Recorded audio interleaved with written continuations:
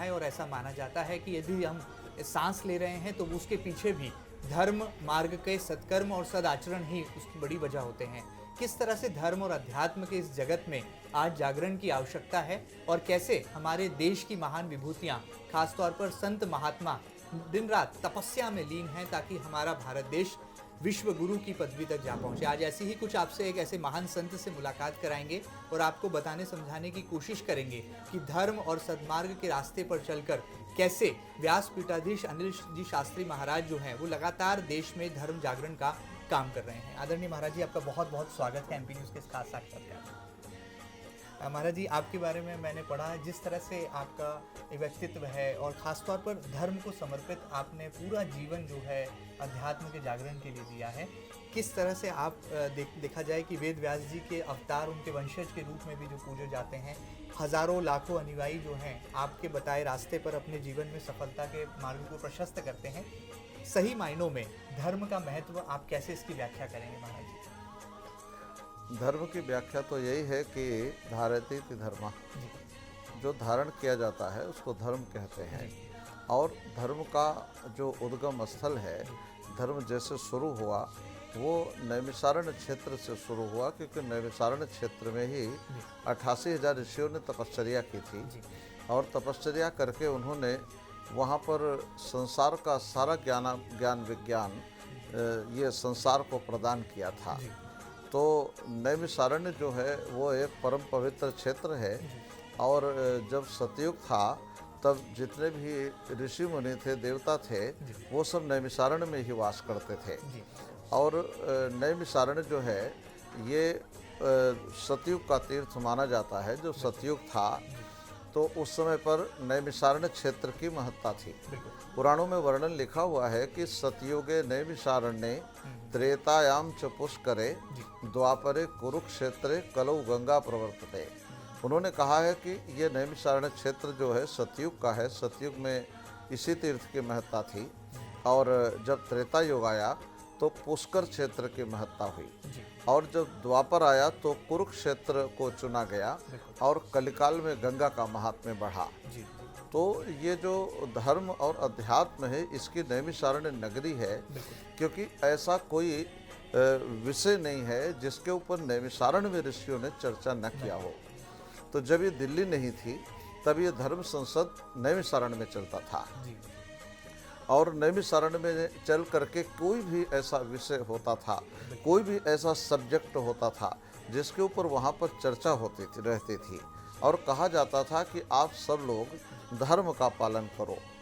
वो आज भी स्मरण है। जब त्रेता का काल था और त्रेता के काल में भगवान राम अपने सिंहासन पर विराजमान हुए थे, तो उनके काल में जो प्रजा थी, प्रजा ने कहा कि भगवान हम आपको अपना राजा स्वीकारते हैं, आप हमारे राजा हैं, आप जैसा कहेंगे हम वैसा करेंगे। तो राजा राम ने कहा था कि प्रजाजनों, आपने हमारे गुणों के विषय में सुना है कि मैंने ताड़का को मारा, हमने अहिल्या का उद्धार किया, हमने धनुष भंग किया, हमने रावण को मारा। तो ये सब हमारे गुणों के विषय में आपने सुना है, तो उसके कारण आप हमको अपना राजा मानते हैं। लेकिन मैं आपको अपनी प्रजा क्यों मानूं? आप में ऐसा क्या है जो मैं आपको प्रजा मानूं? तो प्रजाजन सब चुप हो गए और ऋषियों ने पूछा। माता अरुंधति विराजमान थी, महर्षि वशिष्ठ वहाँ बैठे थे, महर्षि उद्दालक थे, शिकाम केतु थे, गाड़ी रेवक मुनि महाराज थे, उस सभा में महर्षि अगस्त्य थे, महर्षि सोम थे, महर्षि दग्ध थे, महर्षि पारा मुनि, सनत कुमार, ऐसे अनेकों ऋषियों का समाज था। और उनके बीच में भगवान राम ने ये कहा था। तो ऋषि जनों ने पूछा था कि आप क्या चाहते हैं? तो राम ने कहा था कि मैं ये चाहता हूँ अपने प्रजाजनों से कि आपके यहाँ प्रातःकालीन याग होना चाहिए। यागों की पद्धति हमारे राष्ट्रों में रहनी चाहिए। जब तक चंद्रमा अंतरिक्ष में हो और नक्षत्र दिखते रहें, उस समय सैया का त्याग करना चाहिए और सैया का त्याग करके और उनको प्रातःकाल उठ करके अपने यहाँ नित्य कर्म से निवृत्त होकर के याग करना चाहिए। याग करने से क्या होगा कि वेद मंत्रों की जो ध्वनियाँ हैं, जो स्वाहा का शब्द है, ये जब अंतरिक्ष में जाएगा तो ये वायुमंडल पवित्र बना रहेगा। आज हमारे राष्ट्रों में ऐसे अनेकों यंत्रों का निर्माण हो चुका है जिनके एक ही प्रहार से राष्ट्रों के राष्ट्र नष्ट हो सकते हैं, लेकिन मानव को ऐसे यंत्रों का निर्माण भी करना चाहिए जिससे मानवीय सभ्यता ऊंची हो, जिससे धर्म की रक्षा हो, धर्म की जय हो, अधर्म का नाश हो, प्राणियों में सद्भावना हो, विश्व का कल्याण हो। उस यंत्र का नाम यज्ञ है।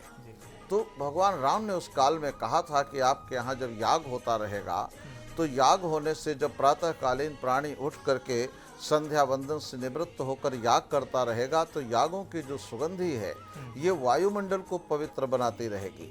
और जब वायुमंडल पवित्र बनता रहेगा, जितना भी अन्नाद हम यज्ञशाला में प्रदान करते हैं तो इनकी जब तरंगों का निर्माण होता है तो ये जो तरंगे हैं ये वायु में चली जाती हैं और जितना भी अन्नाद हम वहाँ डालते हैं उसमें आहुति प्रदान करते हैं, वो तरंगें अंतरिक्ष में सूक्ष्म रूप ले लेती हैं और वो अन्नाद सूक्ष्म बन करके अंतरिक्ष में वायु में गमन करता रहता है।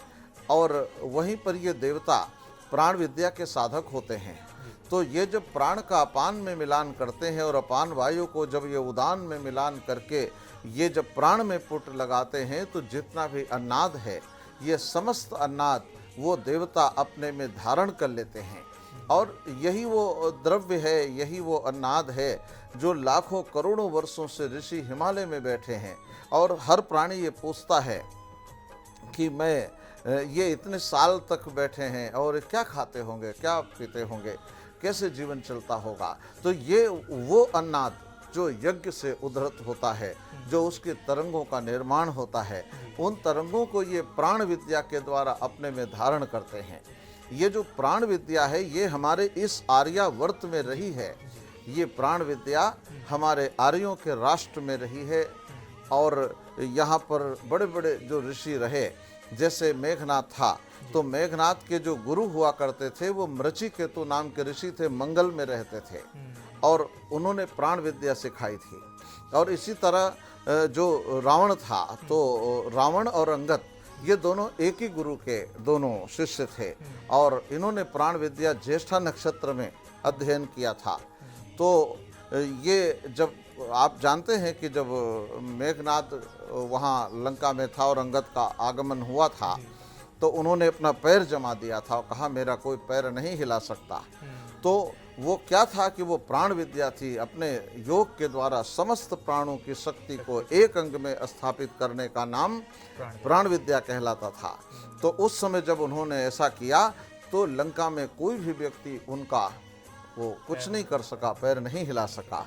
और बाद में जब रावण खड़ा हुआ तब अंगद ने कहा कि नहीं, हमने ये चैलेंज आपको नहीं किया था, क्योंकि उसको पता था कि ये जो विद्या है ये इसको पता है और मैं जानता हूँ, दो ही लोग जानते हैं। तो ये जो धर्म है, धर्म और विज्ञान जो आपने कहा कि धर्म और विज्ञान आपस में एक दूसरे के पूरक हैं और ये पूरक होने के कारण ये जो राजा राम ने अपने प्रजाजनों को जो कहा था कि आपके यहाँ याग होना चाहिए, यागों की सुगंधी होनी चाहिए। और जब याग होते रहेंगे तो जो ब्राह्मण हैं, ऋत्विज हैं, दार्शनिक हैं, बड़े बड़े उसके विज्ञान वेत्ता, ये सब आपके राष्ट्र में रहेंगे। और अगर प्रजाजनों ने यज्ञों का खंडन किया, उन्होंने पूजा का खंडन किया, नाद का खंडन किया, वेद मंत्रों का खंडन किया और ये कहने लगे कि ये ढोंग है, ये पाखंड है, तो पाखंड वो है जो वो कर रहा है। और राजा राम ने कहा था कि यदि ऐसा हुआ भविष्य में कभी भी और समाज ने ये कहा कि ये सब पाखंड है, ढोंग है, तो वो जो ऋत्विज हैं, जो दार्शनिक हैं, जो कर्मकांडी हैं, जो उसके विज्ञान वेत्ता हैं, वे उस राष्ट्र का त्याग करके और दूसरे राष्ट्रों में चले जाएंगे, जिससे पड़ोसी राष्ट्र उन्नत बनेंगे और हमारा राष्ट्र शून्य हो जाएगा। तो हमारा राष्ट्र शून्य नहीं होने पाए, इसलिए उन्होंने इस धर्म को कहा कि धारयतीति धर्मः, आप धर्म को धारण करो। और धर्म जो होता है ये व्यक्तिगत होता है, ये अति कठोर है, इसका पालन करना पड़ता है। नियमावली है उस धर्म की और नियमों के अनुसार सब कार्य होता है। महाराज जी, एक सवाल मेरे मन में यहाँ पर उठा है कि नेमिशरण को जब हम पढ़ते हैं और उसकी व्याख्या, जैसा आपने कहा कि हमारे ग्रंथों में भी जिसका जिक्र है, आप उस पवित्र धरा से आते हैं, उस पावन भूमि से आते हैं, आपको भी एहसास होता है कि ईश्वर वहीं पर हैं, उनका आज भी वास है, भले ही सतयुग में रहे हों, लेकिन आज भी जो है आपको नैमिषारण्य में ऐसा कभी आभास हुआ कि ईश्वर साक्षात देख रहे हैं, ईश्वर हम सारी चीज़ों के साक्षी भी बन रहे हैं? किस तरह से आप उसकी व्याख्या करेंगे? जो नैमिषारण्य है तो ये बहुत प्राचीन काल से है। ये जब 28 बार सतयुग बीत गया, 28 बार त्रेता युग चला गया, 28 बार द्वापर बीत गया और 28वां कलयुग चल रहा है। तो मैं उस प्रथम सतयुग की बात करता हूँ कि 88,000 ऋषि मुनि जो थे वो ब्रह्मा जी के पास गए और वहाँ जाकर के कहा कि भगवान हमें ऐसी भूमि बताइए जहाँ पर हम तपस्या कर सकें और ये कलिकाल का प्रवेश न हो सके। तब ब्रह्मा जी ने अपने मन से एक चक्र उत्पन्न किया और कहा कि इसको हम यहाँ से छोड़ेंगे और ये जहाँ जाकर के गिरेगा वही आपकी तपस्या का केंद्र होगा। तब ब्रह्मा जी ने उस चक्र को छोड़ा तो वो 14 लोकों में भ्रमण करते हुए उस नैमिषारण्य क्षेत्र में आया। तो चक्र जो था जब वो चला था तो ब्रह्मा जी से पूछा था कि भगवान आपने तो कह दिया और मैं अंतरिक्ष में चलूंगा, पर हमको ये कैसे पता लगेगा कि यही पवित्र भूमि है। तब ब्रह्मा जी ने कहा था कि उसकी जो शक्ति है वो आपको स्वतः ही खींच लेगी। तो वो चक्र जब जा रहा था वहाँ से गतिमान होता हुआ तो वो पृथ्वी की ओर आकर्षित होने लगा। तो जब उसको लगा कि मेरी शक्ति क्षीण हो रही है तो ऋषियों से कहा कि मुझे लगता है कि यह स्थान तपस्या के लिए उत्तम है। यहाँ पितरों के लिए पिंडदान, यहाँ गोदान, यहाँ पर यज्ञ, यहाँ पूजा पाठ, यहाँ पर कोई भी प्रकार से किया हुआ पुण्य कर्म वो 4 गुना अधिक फल प्रदान करता है और ये भूमि अति उत्तम है। ये कहते कहते वो उस यज्ञशाला के निकट पहुंच गया जहाँ ऋषि मुनि याग करते रहते थे और उसी कुंड के अंदर वो गिर गया। तो जब वो गिरा तो इतने वेग से गिरा कि पृथ्वी फट गई। तो 1 पाताल, 2 पाताल, 3 पाताल, इसी प्रकार चक्र रसातल लोग पहुंच गया। और जब 6.5 पाताल टूट गए तो ऋषि चिंतित हो गए। देवता लोग सोचने लगे अब क्या करें, अब तो 7 पाताल पृथ्वी में होते हैं और आधा पाताल शेष बचा है। अगर आधा ये भी टूट गया तो सारी पृथ्वी जल में डूब जाएगी और सारे संसार का समूल विनाश हो जाएगा। तब उन्होंने ब्रह्मा जी का आवाहन किया। तब ब्रह्मा जी ने कहा कि हमने छोड़ तो दिया है लेकिन रोकने की सामर्थ्य मेरे में नहीं है। तो यहाँ जो ललिता देवी तप कर रही हैं आप इनकी आराधना करें। तब ऋषियों ने वो देवी की प्रार्थना की। तब देवी ने प्रकट होकर के माता ललिता ने चक्र को 6.5 पाताल पर रोक दिया। तो वो आज भी रुका हुआ है।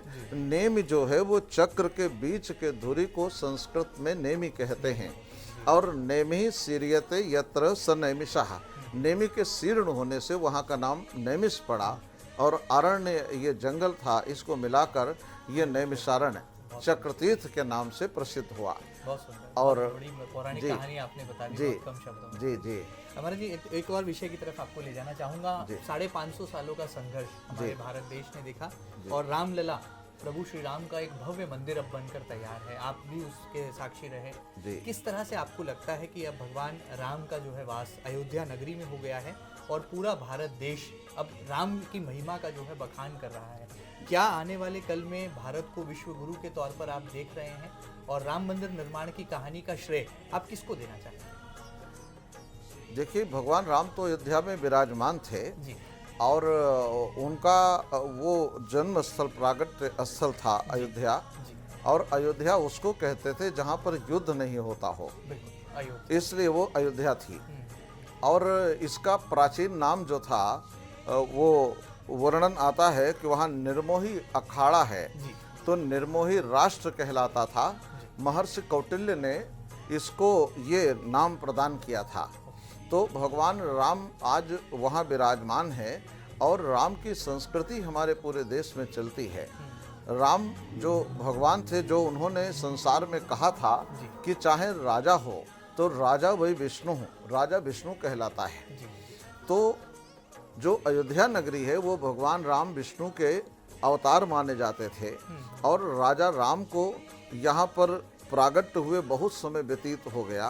त्रेता काल से है, आज 9,50,500 65वां वर्ष चल रहा है ये भगवान राम को इस धरती पर आए हुए। तो इतने काल से ये जो धरती है ये उन्हीं की रही है, ये उनकी पुण्य भूमि रही है और आर्यों के ये रक्षक थे। भगवान राम उच्च कोटि के आर्य थे। तो आर्य उसको कहते हैं जिसके जीवन में शिखा और यज्ञोपवीत प्रधान हो, जो इनकी रक्षा करने वाला हो। तो ये आर्यों का राष्ट्र था और आर्यों के राष्ट्र के सर्वोच्च जो सम्राट कहा जाए या उनको देवता कहा जाए, ईश्वर कहा जाए, भगवान, वो आर्यों की रक्षा करने के लिए वो संसार में आए थे और आकर के उन्होंने इस राष्ट्र को उन्नत बनाया। तो आज अयोध्या इतने वर्षों में इतने बलिदान हुए, इतने लोगों ने अपने प्राणों की आहुति दी उसको मुक्त कराने के लिए कि भगवान राम की स्थापना होनी चाहिए। और नाना प्रकार के शासक आए, उन्होंने केवल उसको दमन करने की कोशिश की। तो आज मोदी जी ने और योगी जी ने जो अथक प्रयत्न किया है समस्त जनता के सहयोग से कि और न्यायालय ने भी बहुत न्याय किया है। हम ये नहीं कह सकते कि न्यायालय सपोर्ट करता है, क्योंकि वो न्यायपालिका है, वो निष्पक्ष फैसला देती है। तो जो निष्पक्ष फैसला दिया गया है वो किसी व्यक्ति के पक्ष में ना करके उन्होंने न्याय की बात की है कि भगवान राम का वो स्थल था और वहाँ पर भगवान राम विराजमान रहे हुए थे। तो आज उनका मंदिर स्थान कैसे नहीं बनेगा? और आज तक दो लोग कहते रहे कि नहीं मंदिर नहीं बनना चाहिए, एक कहता था मंदिर बनना चाहिए। तो समाज में दो ही विचारधारा हैं, एक रावण की, एक राम की। और रावण की जो विचारधारा थी वो रावण अपने यहाँ, आप सुंदर कांड को पढ़िए, जब हनुमान जी गए हैं तब उसमें लिखा है मंदिर मंदिर प्रतिकर शोधा देखे जहाँ तहाँ अग्नित जोधा गयो दशानन मंदिर माही। तो वो रावण जो था वो भी मंदिर में रहता था। तो मंदिर तो हर हाल में बनना चाहिए था। जब रावण का मंदिर हो सकता था और पूरी लंका मंदिर के तुल्य हो सकती थी, हनुमान जी उसका प्रमाणित करते हुए कह रहे थे कि हमने वहाँ मंदिर देखा। तो अयोध्या में भगवान श्री राम का मंदिर क्यों नहीं बनना चाहिए और उनकी स्थापना क्यों नहीं होनी चाहिए? तो उनकी जो स्थापना हुई है, आज सारा विश्व आज उस भूमि को वंदन कर रहा है। माता सरयू विराजमान है, रामलला इतने वर्षों के बाद अपने स्थान पर बैठ पाए हैं और पूरी जनता दर्शन करके वो धन्य हो रही है। तो ये हमारी आर्यों की पहचान है। ये आर्य थे उच्च कोटि के और आर्यों को एकत्रित करते थे और शिखा यज्ञोपवीत की रक्षा करने वाले थे। तो आज भगवान राम की जो अकथ गाथा है पूरे संसार में गाई जा रही है। तो इसके लिए कि सब लोग राम को समझें, राम को जानें, राम को पढ़ें, राम को खाएं, राम को पिएं, उनके कण कण में राम होना चाहिए। और जब तक ये राम अगर नहीं रहेंगे, राम का विज्ञान नहीं रहेगा, उनका ज्ञान नहीं रहेगा, तो ये संसार में मनुष्य का कल्याण नहीं होगा। राम बिना ये राष्ट्र अधूरा है कहा जा सकता है। राम के बिना राष्ट्र अधूरा है। राष्ट्र के निर्माण वेत्ता थे। राजा राम के विषय में स्मरण आता है कि एक ऐसा काल था कि जिस समय रावण मृत्युशैया पर था, तब उन्होंने राम को कहा था, उनको कहा था कि आप विष्णु बन जाओ और विष्णु बनकर के राष्ट्र का पालन करो। तो भगवान राम ने कहा कि महाराज रावण, हम कैसे कर सकते हैं, हम विष्णु कैसे बन सकते हैं?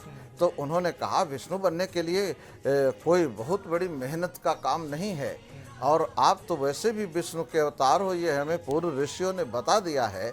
लेकिन फिर भी मैं आपको ये कहता हूँ कि आपको प्रत्यक्ष रूप से विष्णु बनना होगा और विष्णु बनकर के राष्ट्र का पालन करना होगा। तो राष्ट्र का पालन कैसे हो सकता है वो हम बताते हैं राम, कि आपको विष्णु बनना होगा। तो राम ने कहा उसके लिए क्या करना होगा? कहा 4 भुजाएं लेनी होंगी, चतुर्भुज बन जाओगे। जब 4 भुजाएं आपकी धारण हो जाएंगी तो आप विष्णु बन जाओगे। तो भगवान ने पूछा कि ये 4 भुजाएं क्या होती हैं? कहा धर्म, अर्थ, काम और मोक्ष, ये राजा की 4 भुजाएं होती हैं। राजा के भुजाओं में धर्म होना चाहिए। अगर राजा के यहाँ धर्म नहीं है तो अधर्म व्याप्त हो जाएगा। राजा को धर्मज्ञ होना चाहिए, धर्म शास्त्रों का ज्ञान, विज्ञान का उसको ज्ञान होना चाहिए, धर्म उसके विचारों में होना चाहिए। और अर्थ जो है, राजा को कोई ऐसी वाक्य नहीं बोलना चाहिए जिसका कोई अर्थ ना हो, क्योंकि व्यर्थ भाषण राजा को पसंद नहीं है, राजा के नियमों में नहीं आता, क्योंकि राजा जो बोलता है वो आदेश होता है, तो वो अर्थवत बोलना चाहिए। महर्षि पाणिनि को पूछा गया विद्वान कश्चित बचो ब्रूते, तो कहा अर्थवत धातुर प्रत्यय प्रातिपदिकम, एक आचार्य जो है वो अर्थवत बोलता है। तो राजा को अर्थवत बोलना चाहिए। राजा की ये दूसरी भुजा है, और राजा की जो तीसरी भुजा है वो काम। काम का मतलब अपने राष्ट्र को, अपने घर को, अपनी संस्कृति को, अपने देवताओं को, अपने ग्रंथों को, अपने सर्वोच्च राष्ट्र को उन्नत बनाने की कामना कि हमारे यहाँ शिक्षा उच्च होनी चाहिए। और उच्च शिक्षा जब होगी तो शिक्षा राष्ट्र का प्राण कहलाता है, और राष्ट्र में जब शिक्षा नहीं रहती तो शिक्षा राष्ट्र के अंदर चरित्र को जन्म देती है, और जब शिक्षा शून्य हो जाती है तब राष्ट्र की मृत्यु हो जाती है। तो राजा का ये धर्म है कि वो अपने राष्ट्र में उसको सुंदर बनाने की कामना होनी चाहिए। ये राजा की तीसरी भुजा है। और राजा की चौथी भुजा मोक्ष होती है। मोक्ष का मतलब मुक्त, और मुक्त का मतलब है उसके राष्ट्र में कोई किसी का ऋणी नहीं होना चाहिए, मानव का ऋणी नहीं होना चाहिए, मानव जो है किसी प्राणी का ऋणी नहीं होना चाहिए, देवताओं का ऋणी नहीं, पितरों का ऋणी नहीं, वो सब ऋणों से मुक्त होना चाहिए वो समाज। तब वो राष्ट्र जो है ऐसा बनता है कि वो विष्णु कहलाता है। तो राम ने पूछा कि क्या मैं 4 भुजा धारण करने के बाद विष्णु बन जाऊंगा? कहा बिल्कुल नहीं, आपको विष्णु बनने के लिए शंख चक्र गदा पद्म धारण करने पड़ेंगे। तो कहा कि शंख का क्या मतलब है? तो रावण ने कहा कि जो शंख है ये वेद वाणी का प्रतीक है। राजा के राष्ट्र में वेद व्यवस्था सुदृढ़ होनी चाहिए। वेद पाठ करने वाले आचार्य, ऋत्विज, वैज्ञानिक राजा के राष्ट्र में रहने चाहिए। राजा को जब पता लगे कि इतना बड़ा वैज्ञानिक धर्मज्ञ हमारे राष्ट्र में है, तो राजा को स्वतः जाकर के ऋषि के विद्यालयों में, उनके आश्रम में जाकर के उस विद्या को पान करना चाहिए।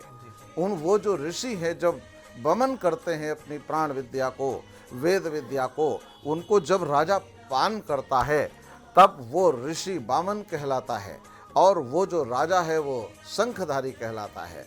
क्योंकि शंख जो है ये वेद वाणी है। वेद पाठ करने वाले आचार्य हमारे राष्ट्र में होने चाहिए। और अगर ये नहीं रहे, अगर राजा ने शिक्षण की व्यवस्था ठीक नहीं रखी, तो आज नहीं कल अवश्य राष्ट्र की मृत्यु हो जाती है। और राष्ट्र की मृत्यु को जीवन प्रदान करने के लिए मृत्यु न हो, इसलिए उसके भुजाओं में शंख होना चाहिए। और अगर शंख नहीं हुआ, राजा ने विद्वानों की कद्र नहीं की, राजा ने विज्ञान को स्वीकार नहीं किया, उसने पाखंड को स्वीकार कर लिया, तो वो जो आचार्य हैं, जो ऋत्विज हैं, जो कर्मकांडी हैं, जो प्रणेता हैं, वो सब राष्ट्रों का त्याग कर देते हैं। तो इसलिए राजा के यहाँ शंख होना चाहिए।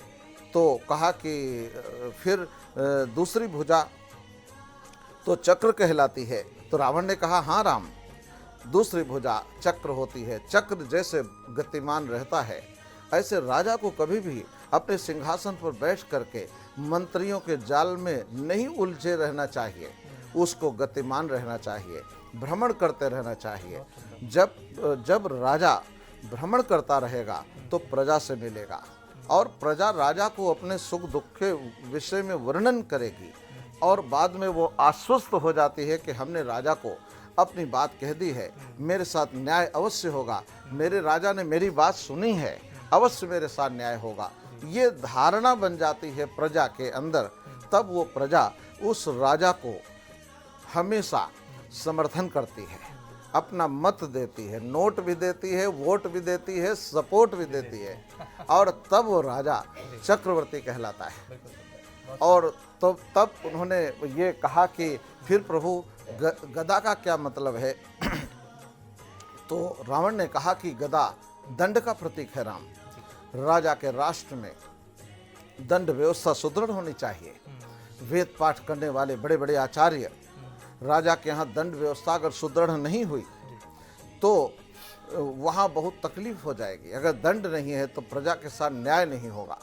और न्याय नहीं होगा तो सारी प्रजा न्याय के लिए शासन को अपने हाथ में ले लेगी, कानून को अपने हाथ में ले लेगी, दंगा हो जाएगा और दंगा होने पर आगजनी होगी, विद्रोह होने लगेगा और एक न एक दिन राजा का राष्ट्र अवश्य नष्ट हो जाएगा।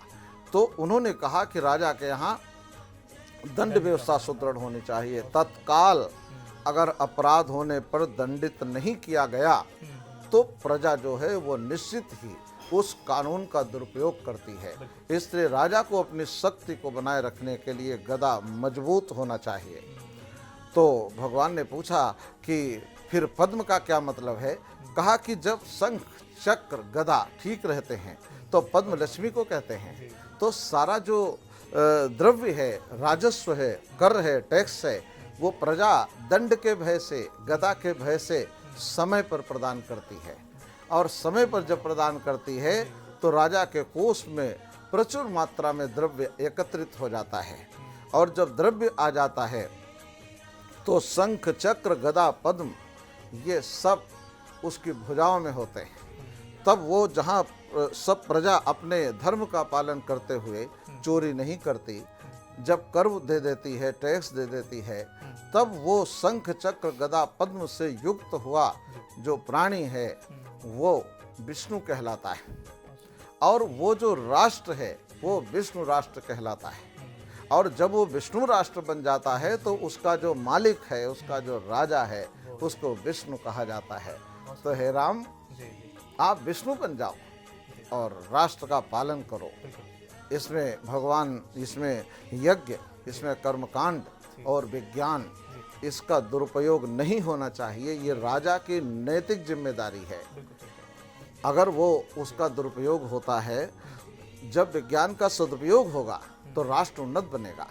और जब विज्ञान का दुरुपयोग हुआ, जैसे द्वापर के काल में हुआ, जैसे राजा रावण के काल में हुआ, विज्ञान उस काल में बहुत ऊंचा था, लेकिन उसके यहाँ विज्ञान का जब दुरुपयोग होने लगा तो राष्ट्रों के राष्ट्र समाप्त हो गए। तो उन्होंने ये बात कही थी कि हमारे यहाँ जो ये देश है ये आर्यों की संस्कृति से समायोजित है।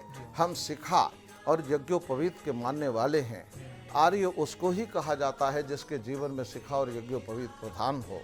तो ये जो देश है भगवान राम ने जो हमें प्रदान किया है उनके विचारों से, उनके ज्ञान से, तो वो सब हमारे जीवन में कूट कूट कर भरा है और हम भूल गए हैं। हम उस संस्कृति को भूल गए हैं। तो शोधन करने की आवश्यकता, हाँ, हमने शोधन करने की आवश्यकता है। प्रत्येक व्यक्ति को राम का अनुसरण करना चाहिए, राम के ऊपर इतना अध्ययन करना चाहिए। एक समय हमें अभी भी आता है कि जब भगवान राम राजा बने थे और उस समय सारे लोग राजा राम की जय, राजा राम की जय करने लगे, तो एक ऋषि खड़े हुए थे और ऋषि जो थे वो फरसा लेकर के मंच पर आ गए और कहने लगे कि आप लोग जय मत बोलिए। तो सब लोग सशंकित हो गए कि आखिर ये क्यों कर रहे हैं ये महर्षि, ये तो बड़े विज्ञानवेत्ता हैं। तो ऋषि ने कहा था कि हमें जय जयकार करने वाला समाज नहीं चाहिए, हमें राम ने जो आदर्श दिया है उस पर चलने वाला चाहिए। अगर हमने केवल ये भगवान मान लिया तो राम ने जो विज्ञान दिया है, जो ज्ञान दिया है, जो उन्होंने जीवन भर तपस्या की है, और वो विज्ञान पर चलने वाला, उसका अनुसरण करने वाला समाज चाहिए।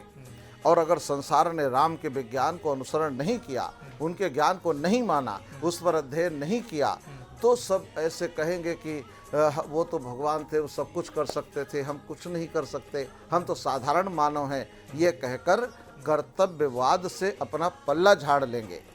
तब उन्होंने कहा था कि राम की जय जयकार होनी चाहिए, साथ साथ उनके विज्ञान का भी, उनके आदेशों का भी अनुसरण होना चाहिए, तब यह राष्ट्र उन्नत बनेगा।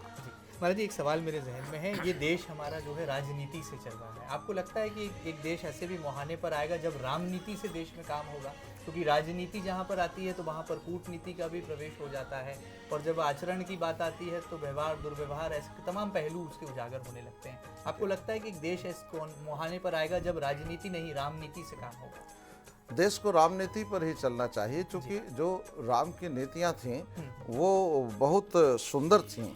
जो राजनीति है, राजनीति की व्याख्या बदल गई है। कहे नीति करे अनीति, उसे कहते हैं राजनीति। लेकिन राम ऐसा नहीं करते थे। उनके जीवन में बड़ी दिव्यता थी। वो गुरुओं के आदेश में रहते थे। वो गुरुओं के पास जाते थे, माता पिता को वंदन करते थे। आज का कोई बच्चा जो है माता पिता को वंदन नहीं करता, क्योंकि माता पिता लक्ष्मी नारायण के स्वरूप होते हैं। अगर उनको प्रणाम करने में आपको शर्म आती है तो धिक्कार है आपकी ये पढ़ाई। और राम ने जो जो अपने जीवन में किया है, जो उनकी नीतियाँ थीं, प्रातःकाल उठ के रघुनाथा, मात पिता गुरु नावही माथा, तो ये जो लिखा हुआ है कि वो वंदना करते थे, सबको प्रणाम करते थे। तो ये सिखाता है कि हमें सबको प्रणाम करना चाहिए, सबकी वंदना करनी चाहिए। तो जो राम की नीतियाँ थीं, उन नीतियों के आधार पर हमें सारा कार्य करना चाहिए। क्या वर्तमान में प्रधानमंत्री नरेंद्र मोदी जी राम नीति पर काम कर रहे हैं? आपको लगता है उनके काम को देखकर? मैं तो ऐसा विचार करता हूँ कि ये प्रधानमंत्री कम हैं और ये पूर्व काल के ऋषि अवश्य हैं। और ये पूर्व काल के ऋषियों के अंदर ऐसी दिव्य आत्माएं जो प्रवेश कर जाती हैं, चोला तो कोई भी ले लेगा, लेकिन वो दिव्यात्मा जो प्रवेश करती है वही ये सब कार्य कर सकती है। ये सब भगवान राम स्वतः कर रहे हैं, यहाँ किसी का दोष नहीं है। मोदी जी प्रत्यक्ष हैं और उन्होंने जो नीतियों का निर्माण किया है, तो हम कभी कभी कथाओं में देखते हैं, उनका अध्ययन करते हैं कि राजा राम ने क्या क्या किया था उन्होंने जीवन में। तो मोदी जी ने सब कुछ वही किया है और अपने धर्म के अनुसार किया है, वेदों पुराणों के अनुसार किया है, और उन्होंने संस्कृति को उठाने का प्रयत्न किया है। हमारी संस्कृति जो थी भगवान श्री कृष्ण के चले जाने के बाद नष्ट हो गई थी। 500 साल हो गए थे, तो उस समय एक वामपंथी काल आया, उसने सारे ग्रंथों को जला दिया। और बहुत सारे ग्रंथ, मैं कहाँ तक आपको नाम गिनाऊं, भगवान श्री कृष्ण ने षोडश कला नाम की पुस्तक लिखी थी। तो वो पुस्तक जल गई जिसमें भगवान श्री कृष्ण ने अपनी षोडश कलाओं का वर्णन किया था जी। और ऐसे जो ये महाराजा रावण थे, इन्होंने 21 बार कायाकल्प किया था। तो वो सब नष्ट, बहुत सारे ग्रंथ नष्ट हो गए थे उस काल में। और नष्ट होकर के बाद में राजा जन्मेजय हुए थे, वो सब ग्रंथ ले करके और रातों रात यहाँ से भाग गए और जन्मस्थी नाम का शहर बसाया। वो आज जर्मन कहलाता है। तो जर्मन की जो संस्कृति है वो भारतीय संस्कृति है, ये सनातन संस्कृति है। वहाँ जितने भी ग्रंथ आज जो मोदी जी बोल रहे हैं, हम बोल रहे हैं, यहाँ के संत बोल रहे हैं, इनकी पुष्टिकृत, अगर इनको पुष्ट करना है तो जर्मनी में जा करके वहाँ के उन ग्रंथों को अध्ययन कीजिए, जो 5000 साल 10,000 वर्षों से वो प्राचीन ग्रंथ वहाँ मौजूद हैं। तो हमारा तात्पर्य केवल कहने का ये है कि हमारी जो संस्कृति है, जो मोदी जी कर रहे हैं और जो वो बोल रहे हैं, उनके आचरण में वैसा है, तो ये हमारे ये पूर्व काल के ऋषि हैं। बिल्कुल ठीक बात है। महाराज जी, एक सवाल और मेरे जहन में है कि आज की युवा पीढ़ी के बारे में कहा जाता है कि हम प्रतियोगी वातावरण में जी रहे हैं। तो आज के युवा को, आज के भारत के नौजवान को आप क्या सलाह देना चाहेंगे? क्या आपका मार्गदर्शन होगा कि आज के भारत का युवा कृष्ण जैसा बने या राम जैसा बने? आप कैसे उसकी व्याख्या करेंगे? क्या दिशा निर्देशन उन्हें देंगे? श्री कृष्ण ने तो कूटनीति चली थी जी। और राम जो थे बड़े सरल थे अपने जीवन में, उनकी जो सरलता थी वो बड़ी विचित्र थी। और भगवान श्री कृष्ण की नीति जो थी, उनकी नीति भी उस काल के अनुसार थी। द्वापर के काल में धर्म जो था वो 50-50% था, इसलिए द्वापर कहते थे। और त्रेता में जो धर्म था वो 33% पाप था और मतलब 66% जो है वो पुण्य था। तो उस समय भगवान राम ने जो किया था वो उनके काल के नीतियों के अनुसार था, और भगवान श्री कृष्ण ने जो किया था वो वर्तमान में कैसे जीवन जीना चाहिए वैसी नीतियाँ उन्होंने बनाई थी और उसके अनुसार उन्होंने, लेकिन दोनों ने गलत नहीं किया है। दोनों ने जो बात की है वो बहुत बढ़िया की थी। आपको शायद मैं ये कह पाऊँ कि जब भगवान राम आए थे तो जब उनको 14 साल के बाद वो पादुकाएं दी गई और कहा कि आप अयोध्या के राजा बन जाइए, तो राम बड़ा प्रसन्न थे कि इतने साल बाद मैं आया हूँ और अब मैं राजा बन जाऊँगा। तो अंदर से बड़ी खुशी थी। और जैसे ही वो पादुकाओं को वो स्वीकारने लगे तो गुरुदेव वशिष्ठ आ गए और वशिष्ठ ने कहा था कि नहीं राम, हमारे रघुवंश की परंपरा है जी महाराज। कि आपने अभी भी रावण को मारा है, तो आपके अंदर तमोगुण और रजोगुण कूट कूट कर भरा है। तो जब तक कोई व्यक्ति आएगा और कहेगा कि मैं 5 दिन से भूखा हूँ, मेरे पेट में अन्न नहीं गया, तो जो राजा भूखा नहीं रहा हो क्या समझेगा कि भूख क्या होती है। इसलिए पहले अपने अंदर तमोगुण का नाश करो, रजोगुण का नाश करो, क्योंकि राजा सतोगुणी होना चाहिए। ये उस काल की बात थी। तो भगवान राम को कहा कि आप 12-12 वर्ष के 2 अनुष्ठान महर्षि जो भुसुंडी जी विद्यमान है नीलगिरी पर्वत पर, वहाँ जाइए। तो इन्होंने वहाँ जाकर 2 अनुष्ठान किए थे।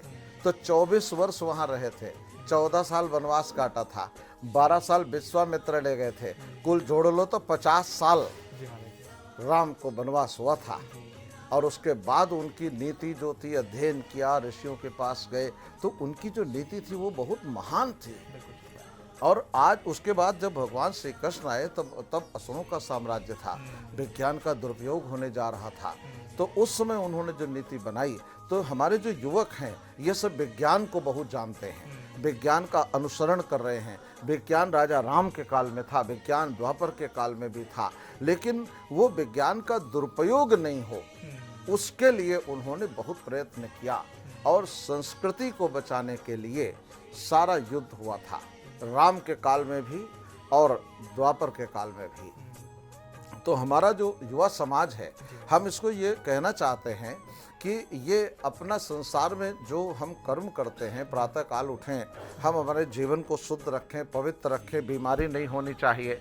हम जो है जितने आयु लेकर आएँ, स्वस्थ रहें। अभी छोटे बच्चे टीबी के मरीज दिखाई देते हैं, ऐसे चलते हैं कि उनको दिखता है कि इनके अंदर कुछ है नहीं, दिमाग उनका कहीं है। तो ऐसा नहीं होना चाहिए। इन अध्ययन करें ग्रंथों का, और अध्ययन करके राम को पढ़ें, श्री कृष्ण को पढ़ें, और पढ़ करके उसको जब अपने जीवन में उतारेंगे, तो मेरा ये पूर्ण विश्वास है कि ये खुद ही राम और कृष्ण बन जाएंगे।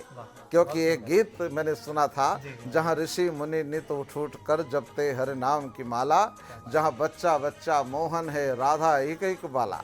तो इसका कहने का तात्पर्य था कि वो विज्ञान इन्हीं सब युवानों में भरा हुआ है, और इस विज्ञान को, इस युवा समाज को एक सही दिशा देने की आवश्यकता है। तो जो विद्यालय हैं उनमें जो शिक्षण कराया जा रहा है, जो पाठ पढ़ाया जा रहा है, उस पाठ में शोधन होना चाहिए। क्योंकि इन्होंने ग्रंथों को बदला है।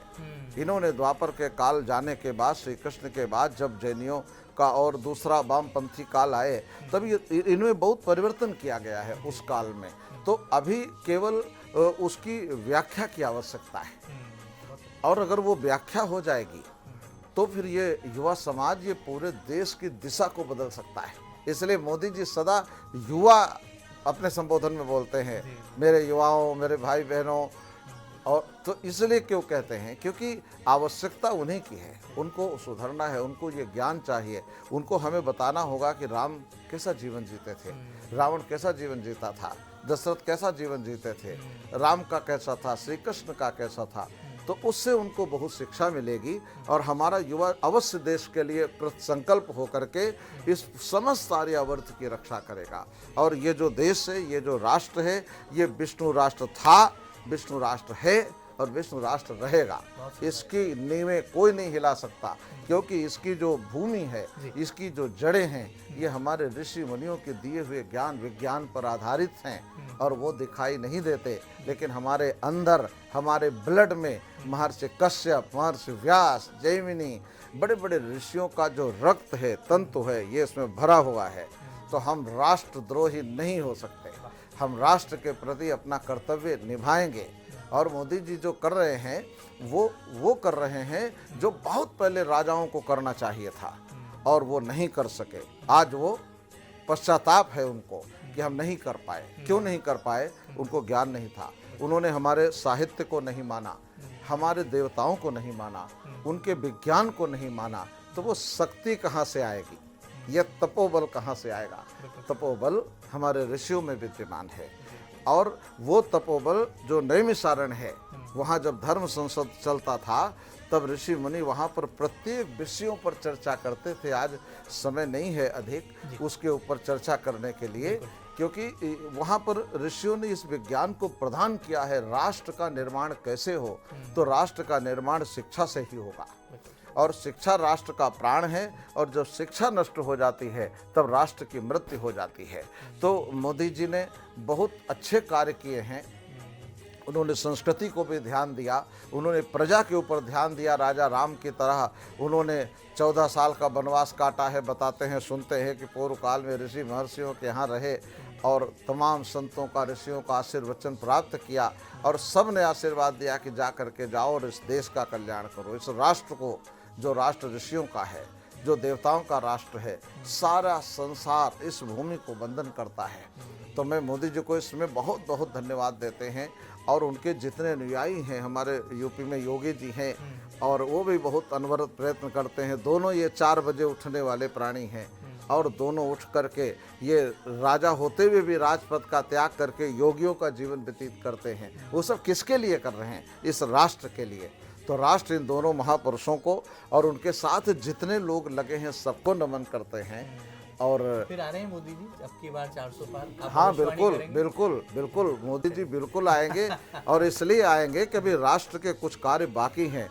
जब तक सनातन धर्म की जय ना हो तब तक मोदी जी को कोई हिला नहीं सकता, तब तक वो रहेंगे और राष्ट्र के उत्थान के लिए कार्य करेंगे। चलिए, तो कहा जा सकता है कि भावी भारत के जो कर्णधार हैं वो युवा हैं। वो कृष्ण जैसे बने, राम जैसे बने, लेकिन अपने आचरण में धर्म का अनुसरण करें। कुछ ऐसी सीख हमें यहाँ पर व्यास पीठाधीश जो है दे रहे हैं, अनिल जी शास्त्री महाराज, जिनके मुखारविंद से ऐसा लगता है कि धर्म और विश्व जागरण की एक अलग जगाती उनकी बातें हैं, और धर्म की पताका लगातार निरंतर लहराती रहे, फहराती रहे, और भारत एक दिन विश्व गुरु की संज्ञा को प्रदान करें। ऐसी उम्मीदें और ऐसे प्रयास किए जाने चाहिए। ये खास बातचीत आपको कैसी लगी हमें ज़रूर बताइएगा, और ताज़ा तरीन खबरों के लिए लगातार बने रहिएगा आपके अपने न्यूज़ चैनल MP न्यूज़ के साथ। फिलहाल दीजिए इजाज़त, नमस्कार।